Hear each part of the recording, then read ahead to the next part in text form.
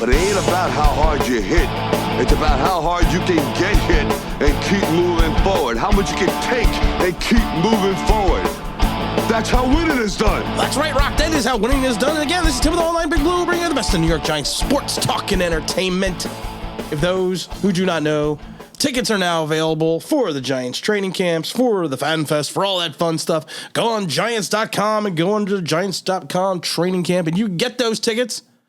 We got a myriad of days of we will be going. I'm not sure what days, but I got a bunch of tickets. So I'll announce the days I'm gonna head out. It's probably going to be on the Sundays and the Friday. But we have to wait and see. I wanted to talk about the Giants injuries.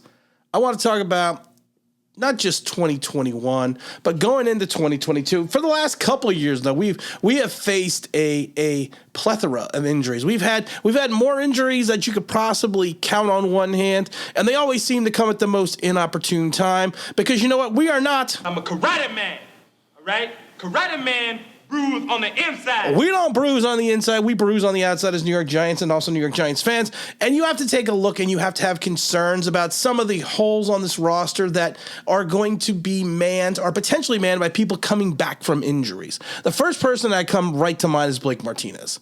Blake Martinez, if you go back to the OTAs, was moving well. It was basically in the red jersey most of the time. But he is going to have to be the linchpin of the defense. He's coming back from the torn knee. It's not as bad as what Saquon Barkley had. And honestly, for a middle linebacker, you are not going to have to make the moves. You are not going to have to have the fluidity at times that a running back does or a running quarterback does or a wide receiver. So I think it's going to be easier for Blake to come back and be more such as himself early on. It may take a couple weeks because you got to get to refer to as your sea legs back underneath you. Anyone who's ever had the ACL injury or an MCL injury or any type of injury, you'll know you got to get your sea legs back. So you got to get your confidence back. You have to get your ability back. But Blake is a guy that knows how to jam up the middle. He is a guy that he's not really known as a sideline to sideline player, but he's a guy that finds the hole. He's a run stopper. He's that run stuffer that the Giants need. But you have to be a little bit concerned with the youth of the linebacking core and with the undersizedness that some of the linebackers that we do have, such as Tate Crowder, that you have to worry about the rookies coming in, such as McFadden, that you just have to be concerned that he is going to have that wherewithal to come back immediately. And you know what? Everyone recovers differently from an ACL. Not everyone's Adrian Peterson. He is an anomaly wrapped in a riddle, the way he came back after that 1 year.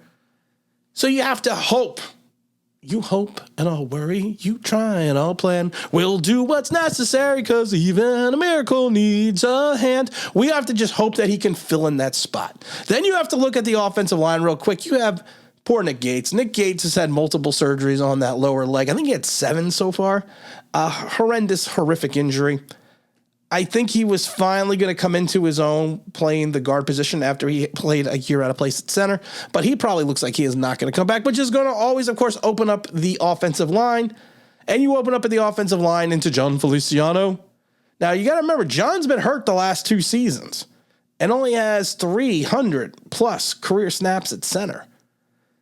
So you have to have that concern in the back of your mind that he may have an injury. He may have an injury. He may not be able to hold up for the rigors of 17 weeks, technically 18 weeks with the bye. And that we really don't have another quality or actually a true center on this roster that you can rely on. So you're rolling the dice a little bit with Big John. You are. He could be a dirtbag. He could be the biggest dirtbag in that there is. But you know what? Sometimes even with dirt bags, you get a hole. You get a hole in that plastic bag. Sometimes that hole leaks out the garbage. So let's just hope that he can hold up for the rigors at least 14 weeks of this season, and let's hope we can find someone else to back him up. You also need to worry about Andrew Thomas and the ankle. No, he's had multiple. He's had surgeries on that ankle before. It's just one of those things that you know that Andrew is going to make that step. You could see it from year 1 to year 2. And you hope year 3, he is predominantly going to move forward into that perennial all-pro that we all hope that he can be. I never lost faith in Andrew Thomas, even after that bad rookie season, because you could tell there was something wrong with him. Maybe more physically than anything else, because I even said there was a little giddy up in his step that rookie year, that if you watched him in college, that it didn't make sense how he kind of just stepped backwards. That he kind of just, there was almost like a hitch. And, evidently we found out he was dealing with injuries and everything else. So, when he went into year 2, he missed a couple of games. He had the ankle injury again. So you hope now he could put that behind him and step forward into the perennial left tackle all-pro position. But again, is it a question mark? Yeah, of course it's a question mark. But it's a question mark that needs to be answered. You also need to take a look at staying the offense is Sterling Shepard with that torn Achilles. If you want to tear something, I'm going to tell you right now, an Achilles is a tendon that once it's repaired, you probably do not have the same amount of thought process that you're going to tear it again once it's done, because it is a tendon that is usually torn by repetitive motion. It's a repetitive motion on the tendon itself, which allows the tendon to fray and then tear. It's not a turf injury. We've talked about that ad nauseum. So it's one of those things, but it's also not that easy to come back from. Ask Lorenzo Carter. It took Lorenzo almost 11, 12 weeks to come back and move forward before then. And so you hope that Sterling can come back and be something a little bit more that he was before he went out. You hope that he can fill that position. The only problem is if you're going to put him in the slot, you have Kadarius Toney, you have Wan'Dale Robinson also, fighting for time in that position as well. So you have to kind of just wait and see what's going to happen there directly. But he's a guy that may not even make the roster. Now, he may not even have made the roster even if he wasn't injured, because the fact, if you look at it, I still think Darius Slayton to me is still your second true outside wide receiver outside of the smooth sounds of Kenny G. So you still need, to me, Darius is going to make this team no matter what. So you still need that. You still need that. You also have to worry about, the likes of Rodarius Williams. Sorry, I can't talk today. Coming back from the knee as well. He's a guy that you're probably going to try to count on a little bit, him and our old buddy, Aaron Robinson, to try to maybe fill that CB2 position. But you got both coming, injuries for both. So you have to kind of wait and see what happens. Then you have to worry about Kadarius Toney. Kadarius Toney had, of course, that up and down rookie season. He had to deal with the knee. He had to deal with all the other injuries. Can he stay healthy for the rigors of 16, 17 weeks?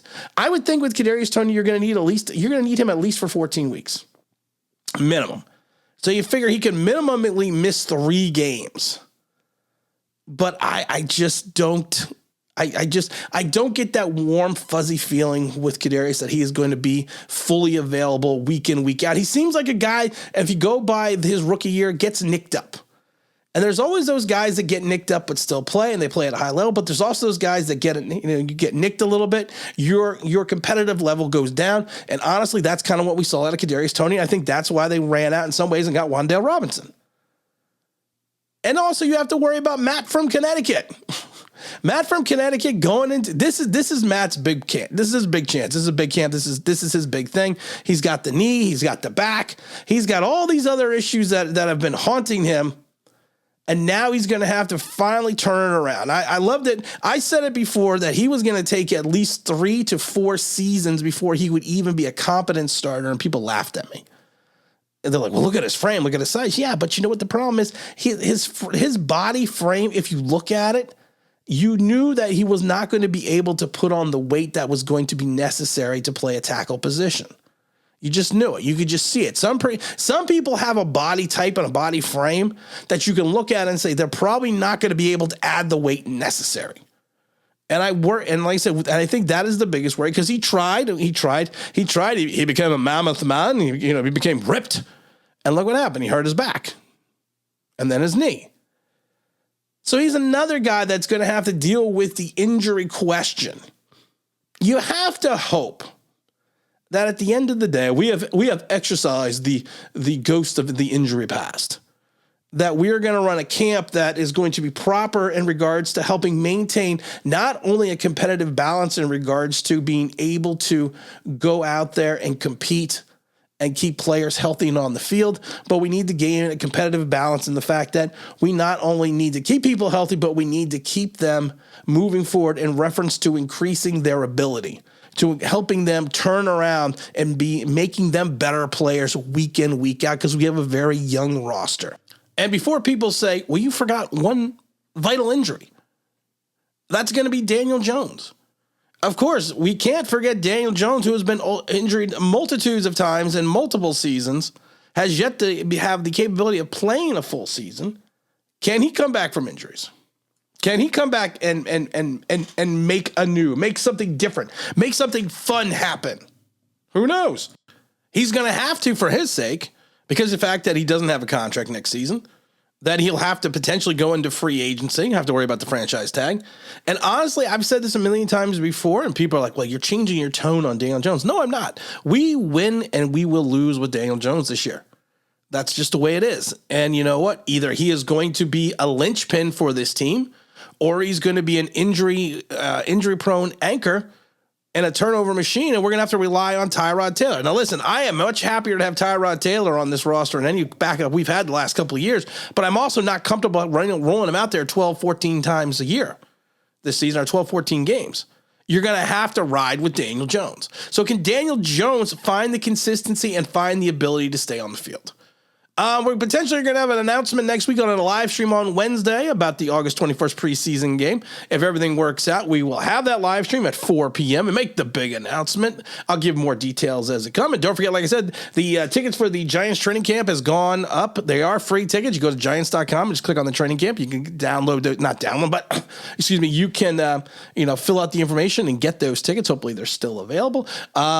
I will be there. I don't know what days yet, but I will let everybody know what days we're going to be there. And again, this is Tim with Online Big Blue, bringing the best of New York Giants sports talk and entertainment. And as always, if you could if you subscribe, if you're ring that button, you know what it means. That'd be awesome.